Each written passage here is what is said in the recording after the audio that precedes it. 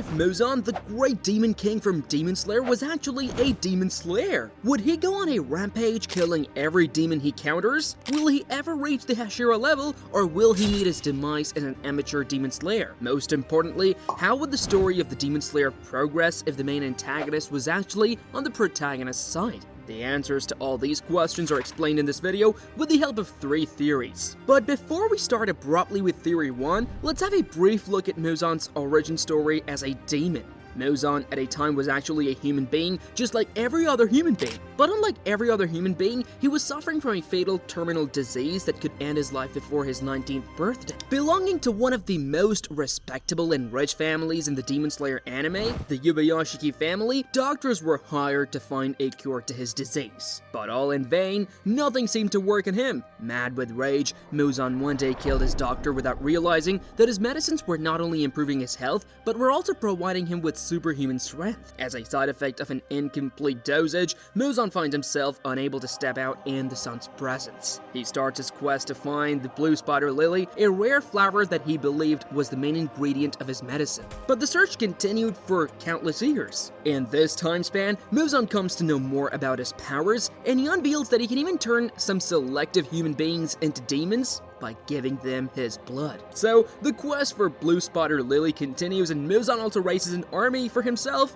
with proper ranks. Now comes our what-if situation. What if Muzan, the main antagonist of Demon Slayer, was actually an enemy of the demons? Starting with the first theory, it's in which Muzan does not develop any diseases. Rather, a man belonging to Yorichi's family was infected. For convenience, let's name this evil being Toman. Toman continues to grow his reign as a demon king. Meanwhile, Muzan is blessed with superhuman strength. He encounters a demon on a certain occasion, and he connects all the mysteriously killed people with the demons. Relying on his strength, Muzan easily kills the demon, but he knows he has to build an organization if he wants to put an end to the curse of demons once and for all. The Demon Slayer Corps comes into existence, with Muzan acting as the head. Days pass by, and years later, Muzan comes to know about the nature of these evil beings. He also develops various sword styles, including his own star breathing. In this timeline, star breathing is regarded as the most powerful breathing technique. Anyhow, continuing with the story, when Muzan becomes old, like really old, he encounters the hideous Toma. There he sees that his once beloved friend was the same man who's the root behind all this killing. The same scenes as Yorichi versus his brother Kukushibu repeat in this timeline. But the difference is that Muzan is portrayed as the most powerful demon slayer ever facing off against his loved friend.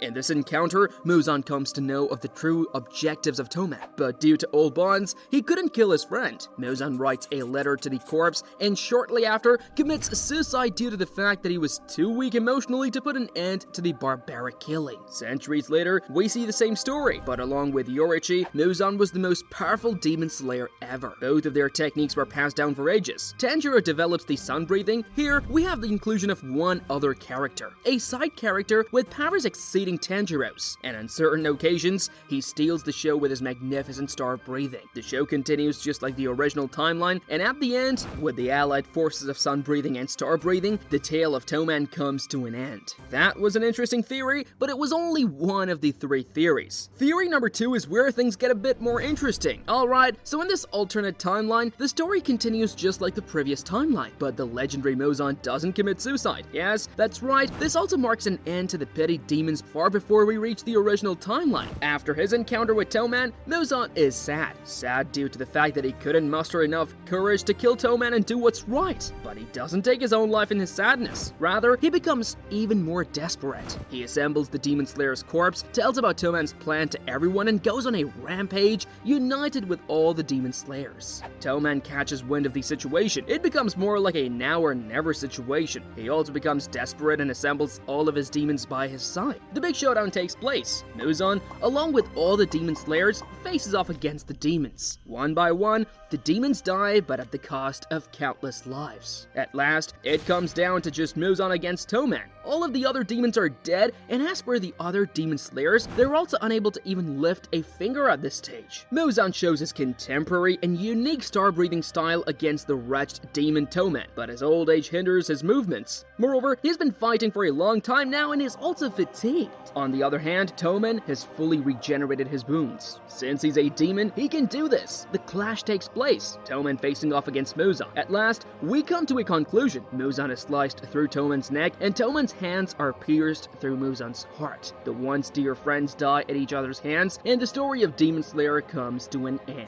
That was quite an emotional ending, but compared to our final theory, it's nothing. In our last theory, Muzan was the one who got infected. He becomes a demon, continues to spread terror and horror among the land, and the story continues just like the original timeline. But we see a shift from the original timeline when Tanjiro first met with Muzan at Asakusa, Tokyo, while tracking the source of the disappearance of some humans. However, during this meeting, the encounter between the main protagonist and the main antagonist lasts longer. Tanjiro somehow forces Muzan to think with a straight mind. He forces the horror of all the people he killed over the course of centuries in his mind. When humans become demons, for some reason, they lose their humanity too. The same is the case with Muzan, but in centuries, this is the first time he actually thought of the people he killed. He felt their pain, the horror inflicted upon them. After this crucial moment, Muzan falls to the ground and his humanity returns. He yells to Tanjiro for help, and the lady demon doctor Tamayo comes to the stage. Muzan is brought back to Tamayo's house, where after a long and much painful process, Muzan recovers as a human being. He recovers from his prior disease too, which once plagued him as a human being. But Muzan also loses some of his demonic strength. He still possesses superhuman strengths, but no regeneration and no blood demon art. Lady Tamayo considers sending Muzan as a disciple in the Demon Slayer's corpse. Muzan, scared of his horrific and barbaric past, first hesitates, but for the greater good, he accepts the proposal. At the stage, Nezuko also gets treated and returns to her human form. Thanks to Muzan, Lady Tamayo got the knowledge necessary to turn alive demons back into humans. As far as their age is concerned, they're brought back to the ages when they are first turned into demons. Muzan also deeply apologizes to Tanjiro, and Tanjiro, being the softy he is, forgives Muzan with an open heart. Muzan also goes back to the corpse and meets with Kagaya Ubuyashiki. There, everyone is in deep shock because of two reasons. First, the curse upon the Ubuyashiki family has been lifted, and Kagaya Ubuyashiki, the leader of the Demon Slayer Corps, is in good health. Secondly, everyone is surprised to see Muzan suddenly changing sides. Of course, they have their doubts at first, but after Tanjiro's appeal, everyone accepts Muzan's apology. Now the once king of demons and all of the Demon Slayer Corps have a single purpose. Together, these brave people strive to remove the curse of demons once and for all. On the demon side,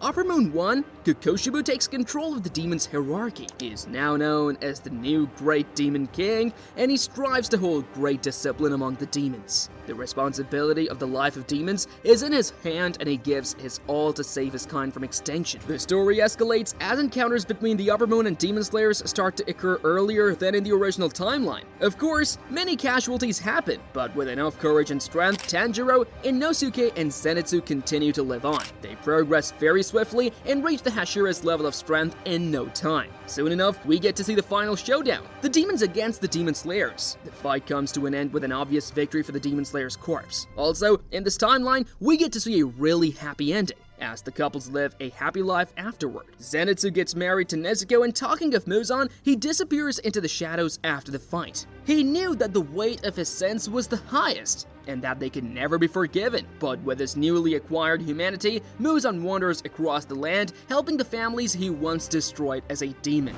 But what if Nezuko was not turned into a demon by Muzan? Well, that's the subject of this other cool video. Click on it to see it. Click it.